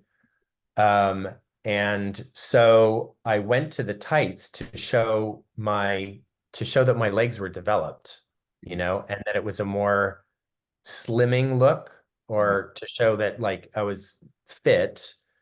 So I think that the tighter pants came in because to show that aspect. Now, you did take a risk as a pro because you were on Champions on Ice for 2 years, and then you and Katerina got your own tour. So, how did Yeah. that come about, and what was that decision making like? We had always wanted to do our own tour, and we wanted to do something that had never been seen before, Mhm. that was original, the concept. And yeah, I mean, we finally got on board. We shopped it around to a lot of different companies.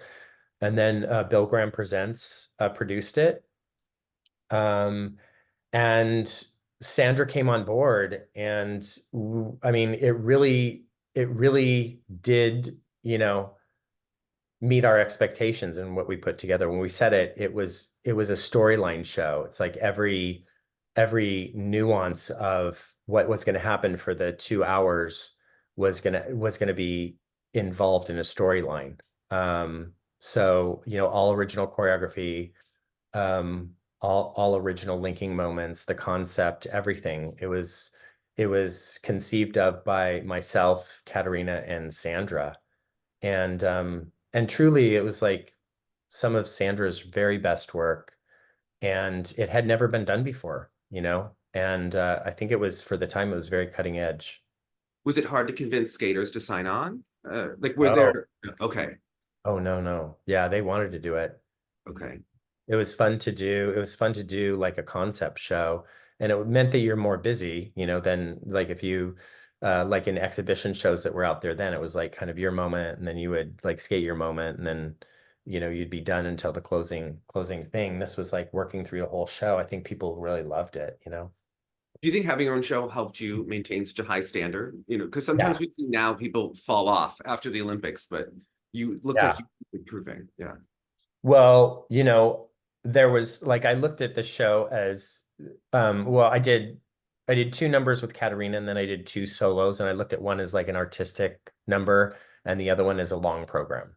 So I was like thinking, like, if I'm ever allowed back into competition, and I want to go back into competition, and also, like I said, I felt like I still was capable of doing, long programs, every night. So I wanted to do, all the stuff that I could do. So, I needed to do triple triple. I needed to do triple axel. It's like all those things. So, and even some nights I would do in the Carmen pieces from the movie, we during those were like sometimes 12-minute pieces.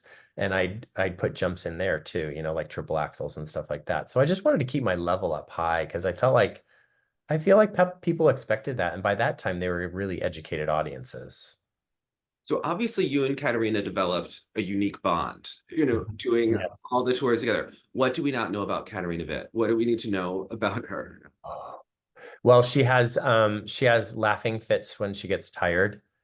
Yeah, so she has laughing fits when she gets tired. I mean, when we were filming Carmen on Ice, we had, I mean, it was probably the love scene probably took, I don't know.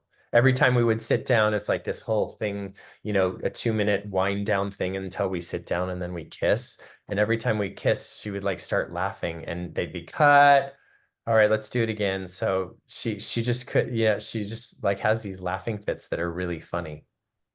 Well, you guys also did a music video together in your TV special. That's Yeah. pretty iconic 80s, late 80s. I Yeah. know, isn't it?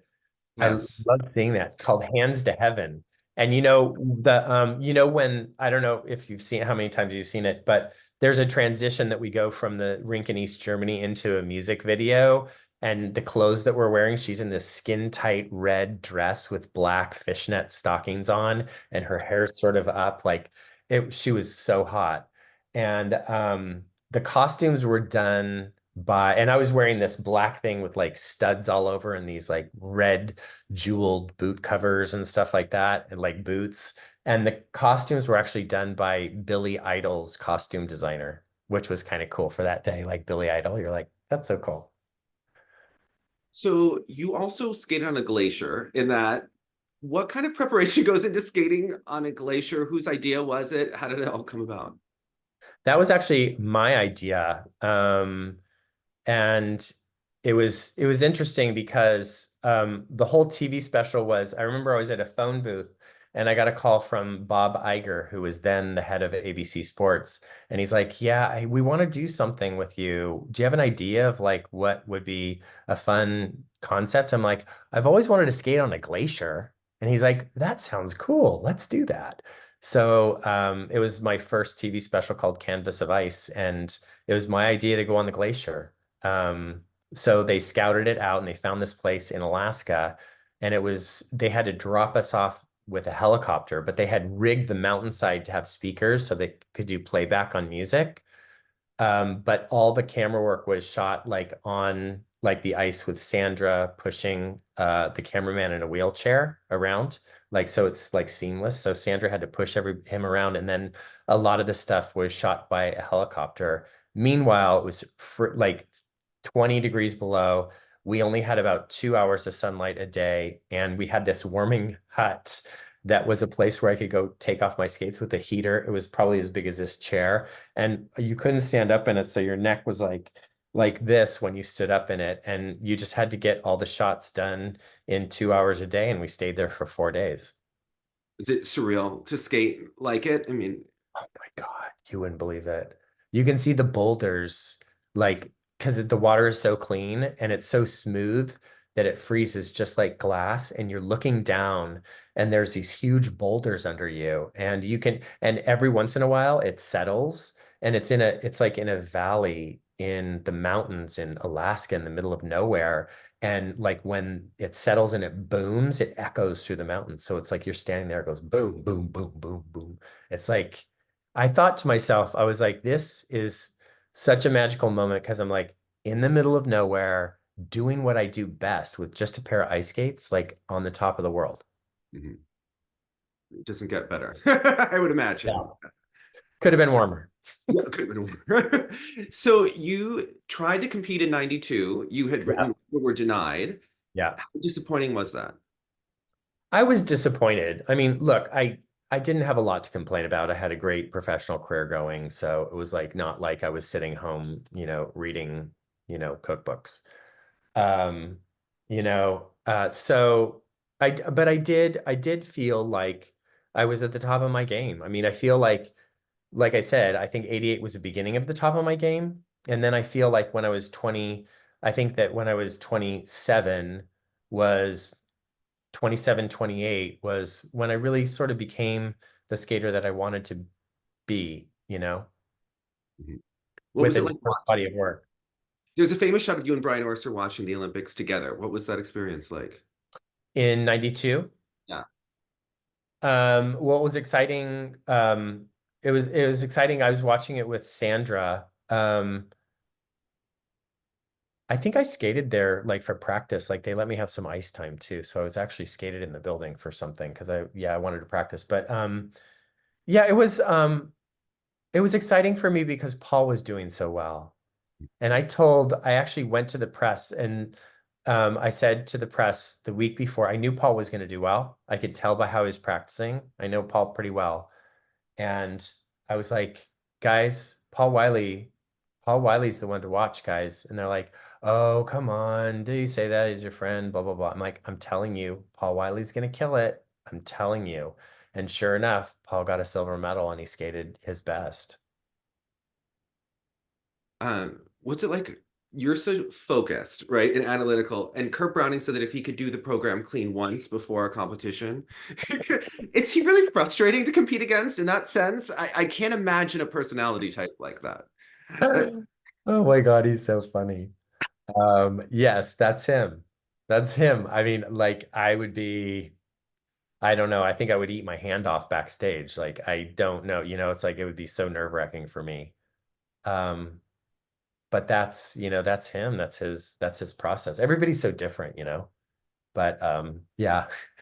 Someone who like would redo every math problem before the exam in a textbook. I cannot imagine someone being like Kurt Browning and doing that. I just can't. I mean, good for him. I just Yeah. I don't think there's another option for him though. It's like who he is, you know what I mean? It's like. frustrating. Right, huh? That's yeah. No, around that time, your tour actually wound up folding because Billy Graham passed away in a helicopter crash. Is this how this? And then Stars on Ice was competing for the A cities that your tour had, and they wanted Sandra's. What happened? Yeah. Wow. That's a whole nother story for another time. Oh, okay. Okay. But Yeah. it seemed like disappointing, right? Like you were on such a high, right? Yeah. You're We were on the doing well. glacier, you're Yeah. and then stuff starts kind of, I guess, turning for a little bit. Yeah. There's a lot that was happening at that time. There was a lot that happened. Yeah. That happened there. Yeah. But, well, Bill Graham died on the way to our show, or it was the night before he was leaving for our last tour. Mhm. So, he was coming back from a Grateful Dead concert on his helicopter and he lived locally. So yeah, we went on with the tour that year. So, but yeah, that is true. So then how disappointing was it to have to then go back to someone else's tour and then you have to decide, what you want to do professionally going forward? It wasn't disappointing because I loved Tom Collins and I really appreciated the option that he gave me to go to his tour. He Yeah, I absolutely loved it. It was disappointing. It was definitely disappointing to not continue because I think that the work was so good. I mean, it was like Sandra at her in her prime and it was so fun to do, you know what I mean? Like all the storylines and that kind of thing. So I did miss it and I was disappointed. But I was really also grateful that I had Tom's show to go to. And Tom's show, it's like, you know, he would, it's like it was the most popular show, for ticket sales. Like they were doing so well and killing it. It was great to go from, our own creative show that was doing well and then, go back onto a show that was like literally killing it. Now, you mentioned that you had a knee injury at this time and you did choose to go back to competition. So, did you Uh, have any reservations about not going through with it because of the knee injury, or A what was little it? bit, a little bit. I did, but I knew that I needed to go through it because I was the one that the rule was named after. It was like there were a lot of things that I knew. Um, I just had to do it. It was a commitment that I made. It was tough. It was tough though, because what was tough about it was my preparation. My knee was so bad that I could only do like one jump warm up before, and then one in the program, and then one after. So I would be only able to do three triple lutzes a day, three triple flips a day, three triple axels a day. It was like it was tough to do that. Because you know how important repetition is for a skater at any level. Um, yeah, so that was the hard part. And the hard part also was not telling anyone that I was injured. Keep it in a secret from everyone. Now, that season, you competed against Victor Petrenko at Skate America. And I wanted to ask you about this competition because it was one of my favorite competitions to watch as a kid because it was one of the first times I saw like two heavy hitters go against each other. And you Yeah. both did really, really well. And I wonder if you had any thoughts. And you did spread eagles for like a minute of the program where it just is Oh yeah, the ridiculous. zigzag spread eagle. Yes. Yeah. I just watched that. Someone posted that recently, the zigzag spread eagle, and then I guess I went into like two crossovers into a triple flip. I forgot about that whole thing. But that was yeah. Um I always loved skating with Victor. He's a very close friend. We toured forever on Champions on Ice. I mean, he's a real, a genuine friend. So yeah, competing with him. And we had done all the competitions like Skates of Gold, Ice Wars. It's like this was another competition for us, and we would always like stand backstage and kind of roll our eyes like, what are we doing here? Why do we do this to ourselves? And we had this banter. So we had a really, really good camaraderie. So skating with him at Skate America just sort of made sense. It was like another night of my skating life. Now, you wound up not winning nationals that year, even Yeah. though you skated relatively well. Yeah. Uh, were you still enjoying the fact that you were back in competition? Had the stress taken over? Did you have thoughts about why did I do this to myself? Like, what were you Yeah. thinking? I think yes, all of that. All of Okay. that. Yeah. Yeah.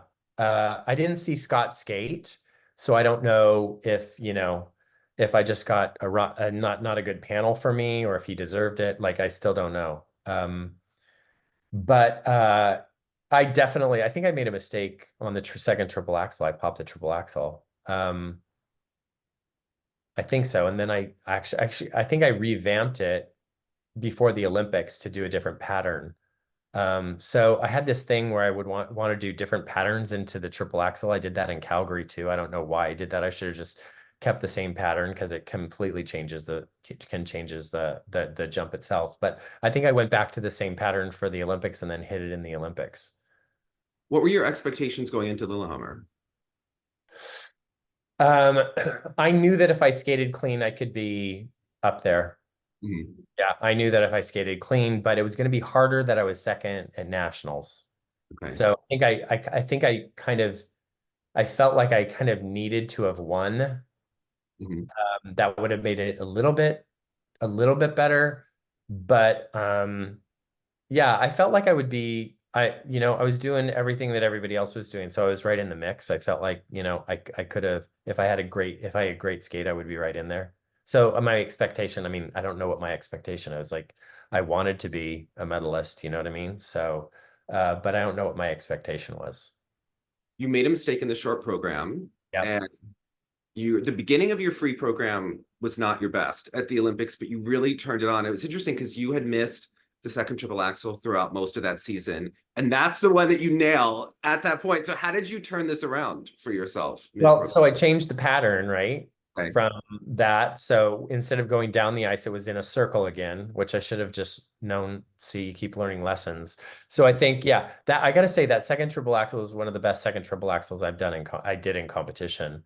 Yeah, I mean, I think it wasn't the pressure. It was kind of weird in the short program though, because I was first to skate and people were filing in as my music was starting. So people were coming down the aisles like as like carousel waltzes starting to go. It didn't really distract me. It's not the reason that I missed the triple axel, but yeah, it was I don't think I had missed that triple axel in the short program.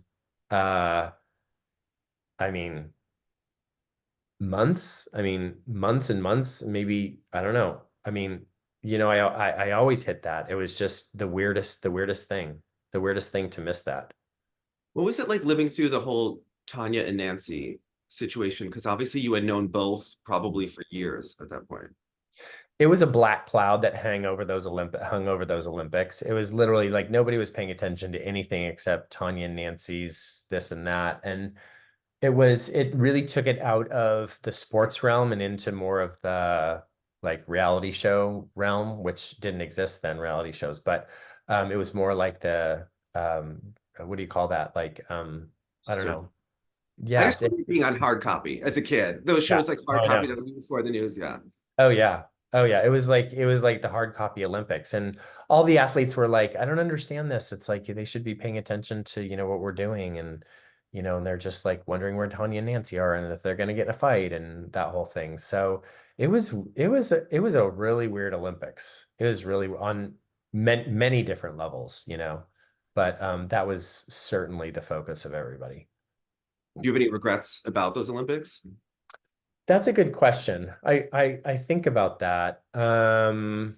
I no, I guess I don't know. I mean, I think hearing my explanation about it, it's like, it makes a lot of sense. I mean, I made a commitment to do it, and I, I, my regret isn't really a regret. I wish I wish my knee was healthier.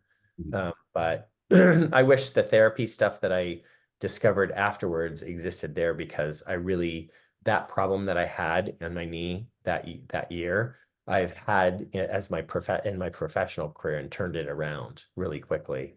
And I How just did you skate so well the next year? Had you found like a therapy for it? Because the next year you skated very well. Yeah. I had I had this timing in those knee things. It would be literally 1 year from I knew that 1 year after I hurt my knee, it would feel better. It just was like that. I don't know. It took my body a year to make it feel back to almost normal. So anything earlier than that, it wouldn't feel, it would hurt, it would still be painful, but it was like always on the same time frame, whether it was my left knee or my right knee, it would always be 1 year exactly.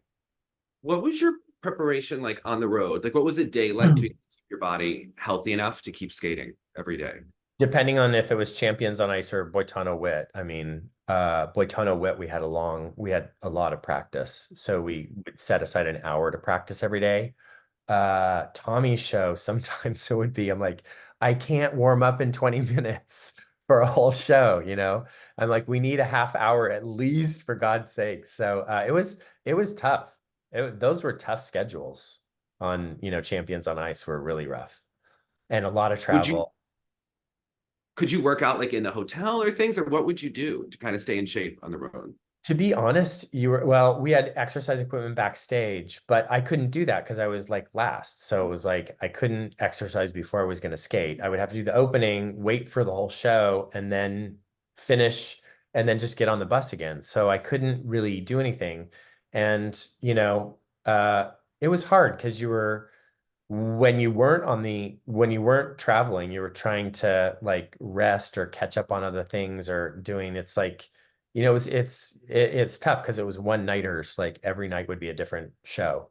And then you'd get like sometimes 2 days off. And when you had 2 days off, you were like exhausted. So you just wanted to rest. Um, How did you stay sane? Because there's not Netflix back then, right? So you're not like binge watching a show to stay interested intellectually. Were you a big book reader? What were you doing from show to like city to city? uh, I would go with our trainer, Eric Lang, and walk around Walgreens or Rite Aid. Like that's like, actually, it's a joke, but Eric was always looking for something because he was taking care of someone. So he's like, I gotta go get cough drops. I'm like, okay, I'll go. Where are we this time? We're in Columbia, South Carolina. Okay, well, let's go. Let's find a Walgreens and we'll go hang out in Walgreens. It's like, yeah, you were just biding your time until the next bus trip. Were you loving it though? I mean, how do you fight off burnout at that point? Um, I think you're just going on adrenaline, and there the burnout is taken care of by adrenaline for like the show. Like it's like sometimes I would get to do a matinee and I'd be like, I am so tired. I don't think, and all of a sudden the music starts and you're like, you know what I mean? So you really learn how to rely on, on technique and adrenaline. How did you develop such kind of a close relationship with Michelle Kwan? Because they would, you would talk about her on TV a lot. It seemed like you had a mentoring relationship. How did that?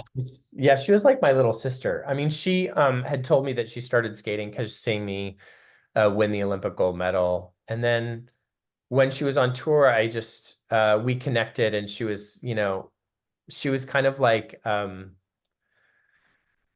she was like kind of always following me around and hanging out with me and stuff like that. And so I felt like she was my little sister. And then I would go out and watch her every night. And then I would like, say, good job. You really nailed that triple sow. And I liked it. Like I would go out every night and watch her. I think it started off like that. And then it got to be, sort of, um, equals, you know what I mean? Like it's sort of like she grew up and so we were friends, and then, you know, uh, people sharing the responsibility of like all the stuff that we had to do for Champions on Ice. The responsibility of headlining and doing press and all that kind of stuff. So we shared that. So that really bonds you. Yeah, so it really all started that way. What was it like for you watching her compete at the Olympics and seeing kind of the ups and downs of her career? Horrible. Just because I would get so nervous. And I knew and I trusted that she was capable and that she had it under control and she was such a great competitor, but it still made me really nervous. In Salt Lake City, I was like gonna go put on her costume and go out there for her because I was like, I mean, I was just like, I was just so nervous. It's like watching someone who you feel so close to and care so much about skate is really hard to do. Really hard to do. Now, it's interesting that you're both into food because she posts recipes. Do I you know. watch her videos and study them? Yes. I do. Oh, she's so funny. I love How is she watching doing as a her. cook? Are you approving?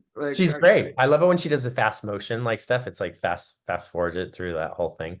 I'm like, I love that I wish I had the patience to do that. Like she's extensive. She's really good at doing that whole stuff. But she also eats like, hey, I mean, there was a time she only ate sushi. I mean, like only ate sushi. And when we were on the road, I'm like, oh my God, you can't go have sushi again. It's like every meal, every moment, every time. And I was like, not only worried about her mercury intake, but I was like, can we go eat something else? So it's good to see her branch out that she's eating things other than sushi now. I think it's interesting that if you watch the up close and personal that you did during the Olympics, you said that you wanted to open an Italian restaurant, and you pretty much have fulfilled this. Although you don't own an Italian restaurant, but you do cook. You Yeah. are in Italy a good part of the year. When did food become a big passion for you? I think it was a connecting thing with friends and family. It's always been a connector, and I don't know if that's because I come from an Italian family, but it was when after the '88 Olympics, I was the first one of my friends who bought a house with a real kitchen. Okay. Everybody wanted to come over to my house and cook and eat there. They're like, When who? were you home after the Yeah. Olympics? I Yeah. was like literally that year a home a week. And then it was a little bit more. I would come home for like 2 days every 2 months. And so on those 2 days, like everybody would come to the house and we like all cook together and mix cocktails and do this whole thing. So it became sort of a thing that everybody, when I was home, we would all make different dishes. And so that was a thing. And then that sort of, that whole friend thing became the TV show for Food Network. It was basically a replication of what had happened with my friends in my life, you know, and that's how the whole food thing happened. How much time do you spend on food and thinking about cocktails and studying it? Or, A lot, okay. a lot. It takes a lot. I mean, you know, I mean, look at my, I mean, you know, these are my books, cocktail books that are sitting around, cocktail botanicals. It's like, yeah, I think about it a lot. You know, so yeah, I mean, food, you know, I cook every night I'm home, I cook, you know, so if we're not going out or whatever, but yeah, I don't spend too much time thinking about it unless it's going to go in the lounges, you know, the Boitano's lounges is like I think about that a lot more, like what I'm going to do with that and what I'm going to put in and what I'm going to develop for those, you know. How many lounges do you have? There's the one in Nebraska, and then I think we'll be breaking ground soon in Kansas City, and then we have the building in Baltimore. The owner, Nick Castaneda, has a line, or it's called the Kindler Brand Hotel, and he started in Nebraska, and he wants to he already has the building in Kansas City and Baltimore, but he wants to keep going and doing more. I wanted to ask you about when President Obama named you for the delegation for Sochi. Uh-huh. He essentially outed you, maybe not intentionally. You know, what was that process like? Yeah. That was really interesting. Yeah, I mean, I mean, you know about, well, it was weird because they said that they called earlier and asked if I wanted to be on the delegation. And I said, yeah, of course I want to be on I mean, that's going to be great. And so they said, okay, well, the White House will call to vet you at some point. So, you know, you can expect that whenever. So I was in Courchevel skating a show for actually DDA Gay. And I got this phone call and they're like, hi, it's the White House. This is your vetting. And I'm like, hi, you know, they're asking me all these questions like, you know, just crazy things. Have you ever been in jail or, you know, I don't know, whatever, you know, all these things. And then they said, "Oh, great. Well, this is good. Can, you know, welcome to the presidential delegation." And I was like, "Well, who else is on the delegation?" They're like, "Well, we can't tell you that." And I'm like, "Huh, okay. What, I mean, I what can you tell me about the delegation?" They're like, "Well, we can't really tell you anything about that." And I'm like, oh, okay, weird. Okay. All right, bye. So the next morning I wake up and I think Twitter was pretty new about then. And the headline was like President Obama names an openly gay delegation to like for the presidential delegation, including Brian Boitano, because I wasn't out at that point. Like I hadn't officially come out. So I was like, oh my God. So I called my, you know, publicist and my manager, and I'm like, oh, what has to happen? And so, you know, we got together with my publicist and they're like, you know, you need to write a press release that, you know, come out in the next, you know, in the next few hours. So we worked on that all day. I just, you know, it was I really couldn't go and be on that delegation because President Obama had wanted to put you know, a message of tolerance and diversity. That was his message with the whole delegation. And that's what they didn't tell me. And if they would have told me that, I would have been a little bit more prepared and realized that they were naming some gay people to the delegation, and I would be the one that was not out, but a gay man. And so, yeah, I had no heads up. So I was kind of thrown into the fire. And so I did, and I knew that I wanted to represent the president's word and I believed in it 100%. I just needed to officially come out to support that instead of like not officially come out and represent the delegation. So it was kind of a madhouse getting that all together. But then the thing after that was like, then all of a sudden, when I did come out, like I had like there was a month before the Olympics that was spent in New York City going on every like, you know, news talk show, political talk show that there was. So it was crazy. Had you thought about coming out earlier? Because I guess I never considered you closeted, right? Right. Yeah. It just seemed like you weren't publicly out. Like it's this weird gray space that figure skaters Yeah, are. no, I wasn't closet. I mean, my family all knew, people in my inside circle knew. I just reserved that kind of information for people on my inside circle. It's like not, it's not information that I would discuss with anyone. And for the public, I mean, you know, uh, when I went on a TV show or something, I wanted to talk about the project at hand. I didn't want to talk about, anything else. So it's like I just saved it for, friends or people close to me. I was never, you know, trying to hide it from anybody that I was close to, or, I didn't, you know, have any problem with being gay. It's just, I just never had mentioned it. So that all changed like with that one, press release from the White House. How did you find out that you were going to be honored in South Park, if you will? I mean, they would make fun of everyone. Your take was very positive in South Park. How nerve-wracking was that when you heard about it? I was worried. Yeah. I was worried because I hadn't ever seen the Spirit of Christmas, which is the original 5 minute South Park. And I kept having people go like, oh, did you see that hilarious 5 minute like cartoon that you're in and that you break up this thing between Jesus and Santa Claus? And I was like, no, I haven't seen that. So finally I had a friend who sent me a copy of it or whatever, and I like put it on and I'm like, this is funny stuff. This is funny stuff. And so then when the movie came out, I had a friend who said to me like, you might want to go get the soundtrack because there's a song about you. And I'm like, oh man, what are they gonna do?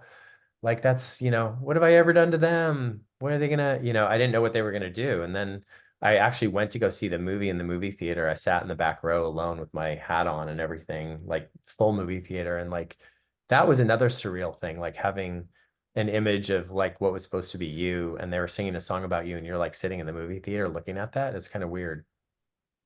I mean, there could be worse things. Yes. I know. I'm like, thank God they must like me in some way.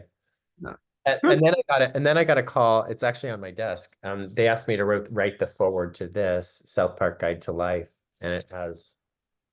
Right. Oh, that is so funny.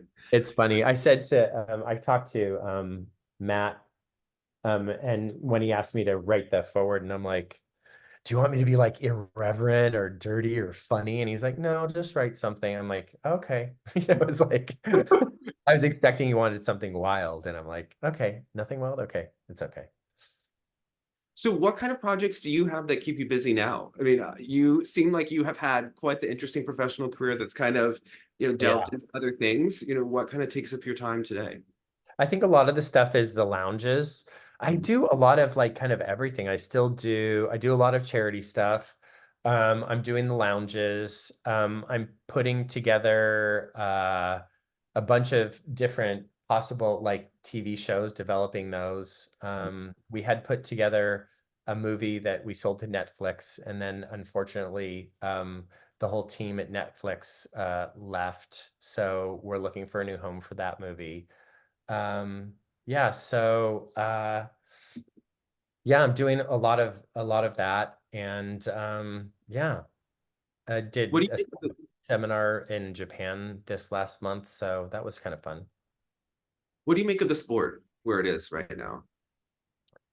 Um, I mean, it's pretty incredible, especially what Ilya's doing. I mean, just I mean, mind blowing. Um, realizing being over in Japan for the seminar, it's like, Japan's sort of where we were in the 80s and 90s. Like the popularity is huge over there. I wish we could get the popularity back here. There's so many, I mean, I feel bad for our skaters to not have the opportunity that we had to go on to something, post Olympic skating. I just wish it was back, but it's a different world, and I don't know, someday maybe it'll come back. We have to just figure out what the you know, what the issue is, but I'm not really sure. You think the rules are too complicated? I think the rules are pretty complicated. I think that we lost, you know, I think that we lost a lot of audience when the new judging system came out, because I think, you know, a lot of the skate, like, I think I would have loved to have skated under the new system. I mean, that would have been a great system for me, but it's hard to explain and it's hard to get behind, you know, a 330.72 score instead of a 6.0, you know? So yeah, I think that it's been hard to explain to people. And so maybe some of our audience was lost during that. I just think that some of the personality is lost amidst the rules of people trying to hit all of their positions and all of their required spins. You don't get to know the skaters as people in the same way that we did when you competed. It could just Is, seem. is that because they don't focus on like meeting them aside from their skating, like on TV and stuff? I think that's part of it. I think also, I mean, obviously the world has changed, right? The media has changed, but I wonder if there's a psychological difference when you know that you have to hit A, B, and C position, just like a mental weight that goes on. That's interesting. Yeah. Because then everybody seems kind of the same, right? Like everybody's doing the same spins, so you don't see as much Yeah. individuality through. I mean, that's true. I mean, I think that they're trying to make changes, you know, doing, you know, with the spinning and stuff like that. I mean, it definitely does get a little tedious to see everybody doing the same thing. The other thing that I wish they would do is like make it so that the step sequence can't be at the end of the program. Yes. You know what I mean? It's like, I just would like to see some diversity in that way. Um, I mean, the progress, like how it's been, you know, how people are developing and just getting better, you know, technically is pretty amazing.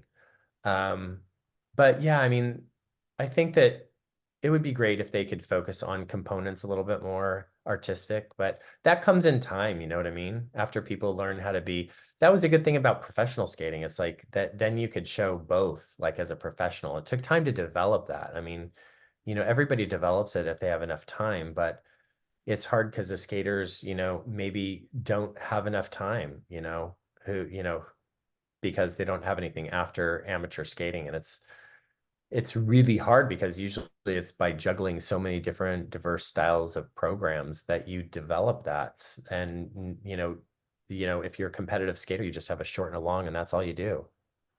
Yeah, I think I would like to see the footwork also be judged on a scale, like a choreographic scale, rather than having to hit all of the different turns, because I miss someone doing fast footwork across the ice. I just think it Yeah, brought. it's like the Yuka Sato footwork that's fast feet, really pretty and good.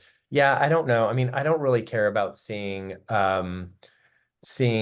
you know, someone go have their upper body go to many levels. Like, I don't care if someone touches the ice with their hand and then goes up. Like, it's like, you know, and you know, as far as doing turns like rockers, counters, three turns, it's like, are they, I don't know if they're not really, I mean, for what, coming from a compulsory figure background, they're not really, I mean, they are the right turns, but are they really so different in the way that they're doing them now by, you know, not having clean edges, you know, in and out, just skidding through? It's like not really, I don't know, really doesn't make that much difference. That nails on a chalkboard for you, like a flat turn. Paul Wiley, if you're practicing figures with him and he says that that your figure is flatting, like you know that you've really upset him on a spiritual level. So So funny.